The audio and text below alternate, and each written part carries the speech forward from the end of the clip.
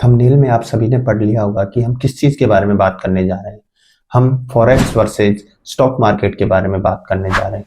इसमें रिस्क क्या होता है, दोनों में लेवरेज क्या होता है, टाइम बेनिफिट किस में ज्यादा है किस में कम है, वोलेटिलिटी किस में ज्यादा है, लेवरेज किस में ज्यादा है, ब्रोकिंग चार्जेस किस में ज्यादा लग रहे हैं, लीगलिटी कौन सा सबसे अच्छा देता है।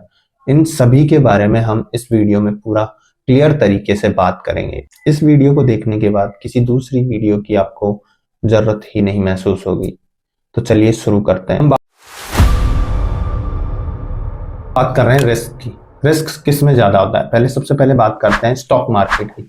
अगर आपके लॉस होता है इक्विटी में तो आपके ज्यादा से ज्यादा 5-10% का लॉस हो सकता है। वहीं अगर आप फ्यूचर्स एंड ऑप्शंस के अंदर स्टॉक्स को मेंटेन नहीं करते हैं तो आपके तब भी लॉस हो सकता है। वहीं जो इक्विटी है वो गुड है, इक्विटी प्रीमियम है, इक्विटी से अच्छा कुछ नहीं है। इसमें ज्यादा रिस्क नहीं होता।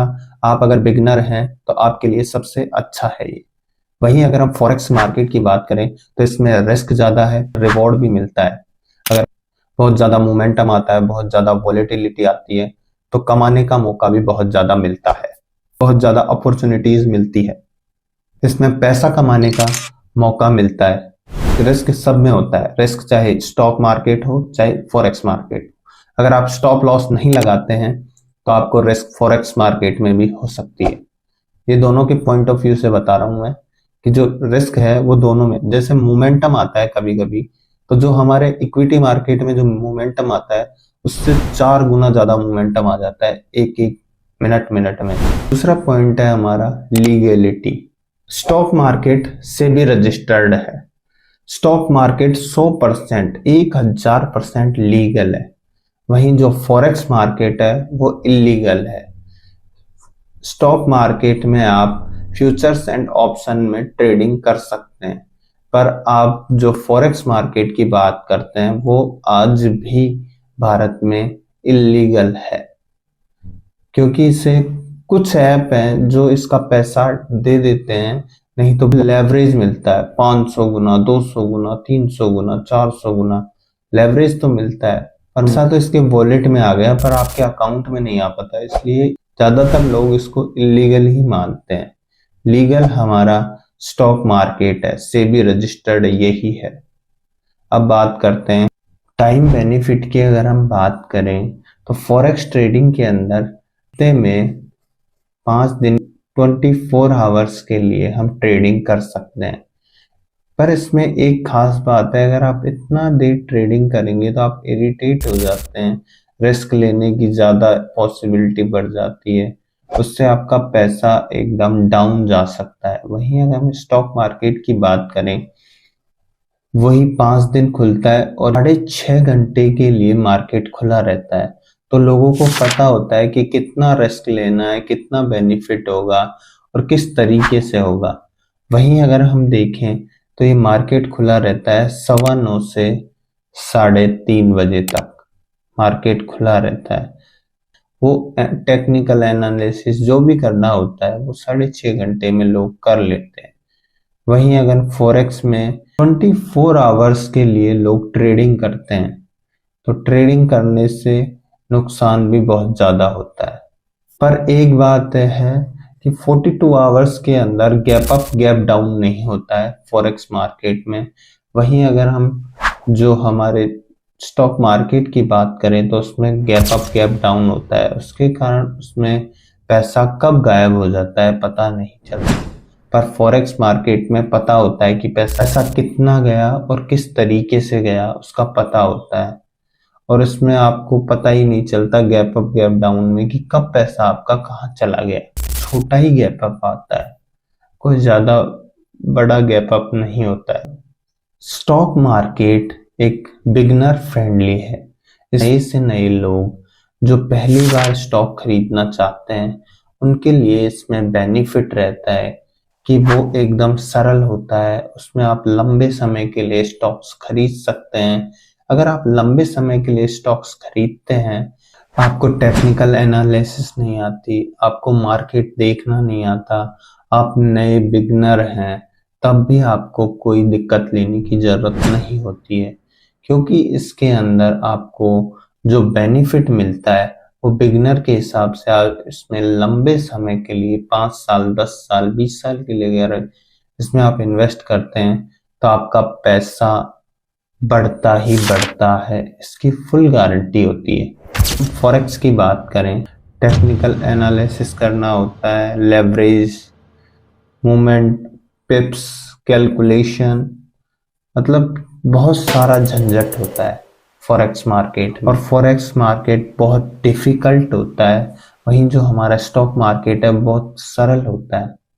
वैसे तो इस जो हमारा स्टॉक मार्केट है इसमें भी आप फ्यूचर्स एंड ऑप्शन में ट्रेडिंग कर सकते हैं, पर इसमें भी आपको अगर नॉलेज हो या आपने टेक्निकल एनालिसिस कर रखी हो तभी आप इसमें रिस्क ले सकते हैं। जो लोग ज्यादातर होते हैं उनको शॉर्ट टाइम के अंदर ही पैसा कमाना होता है, लॉन्ग टर्म के लिए कौन इन्वेस्ट करेगा ये सोचकर वो सारा पैसा फॉरेक्स मार्केट में डाल देते हैं और कई बार उनका अकाउंट खाली हो जाता है और उनका पता ही नहीं चलता। आपको बता दूं कि एक रात में कुछ नहीं होता, एक महीने में कुछ नहीं होता, एक साल में कुछ नहीं होता, आपको सालों साल मेहनत करनी होती है जब जाके आपका पैसा बनता है।